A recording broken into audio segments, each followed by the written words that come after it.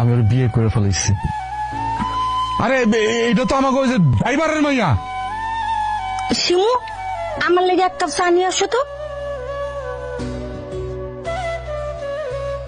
আপা বুঝলাম না, আমার নতুন বউ তুই কি করলি? ওর গায়ে হাত তুলছিস তুই?